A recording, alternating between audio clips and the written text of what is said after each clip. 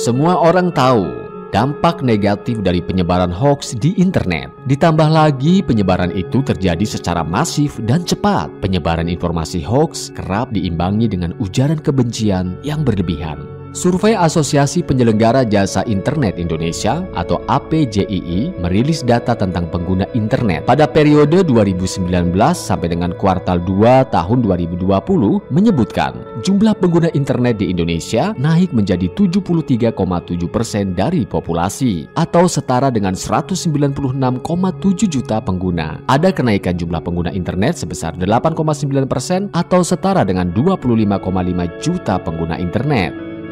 Artinya Indonesia sangat berpotensi sebagai penyebar hoaks atau korban dari hoaks. Untuk itu, mari kita cerdas dalam berinternet. Sobat Kominfo, apa itu hoaks? Hoaks adalah kabar, informasi berita palsu atau bohong yang dibuat oleh seseorang atau kelompok tertentu dengan beragam tujuan, mulai dari sekedar main-main, tujuan ekonomi atau penipuan, politik atau propaganda, serta pembentukan opini publik. Berita hoaks bisa berupa tulisan, foto editan dengan caption palsu, video editan dengan caption atau narasi palsu, berita, foto, atau video lama yang diposting ulang. Ciri-ciri berita hoaks. Berita atau informasi hoaks biasanya disebarkan melalui aplikasi pesan singkat, email, atau media sosial karena memang efeknya lebih besar. Judul yang sensasional dan provokatif. Isinya pun bisa diambil dari berita media resmi.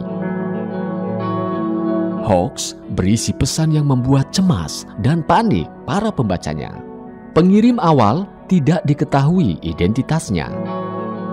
Informasi atau berita berasal dari sumber atau situs yang belum terverifikasi, artinya belum bisa dipertanggungjawabkan. Biasanya berita hoaks atau informasi hoaks diakhiri dengan himbauan agar si pembaca segera meneruskan ke orang lain atau forum yang lebih luas. Bagaimana sih langkah kita menghadapi hoaks? Pertama, cek sumber berita atau informasi yang didapat, apakah berasal dari sumber berita yang kredibel. Kedua, diskusikan dengan orang lain. Hal ini bertujuan agar orang lain tersebut dapat membantu meluruskan jika informasi yang kita terima benar atau salah. Ketiga, jangan terprovokasi. Selanjutnya, bersikaplah netral karena hal ini sangat penting untuk menerima berita yang belum pernah kita ketahui dan belum jelas kebenarannya. Keempat, bandingkan informasi tersebut dengan media lain. Bertujuan agar kita bisa mendapat berita yang benar-benar aktual dan kredibel atau terpercaya. Kelima, perbanyak membaca referensi. Dengan perbanyak membaca referensi dapat memperkaya pengetahuan kita. Keenam, cek keaslian foto atau video. Ketujuh, Anda bisa melakukan screen capture disertai dengan URL link, kemudian mengirimkan data tersebut ke email Kominfo, yaitu ke aduan@mail.kominfo.go.id.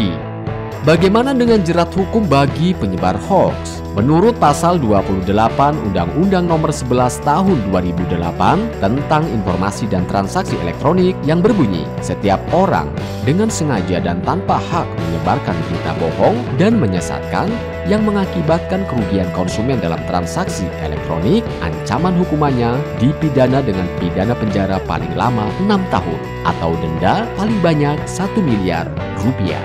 Makanya, saring sebelum sharing, karena jempolmu adalah harimaumu.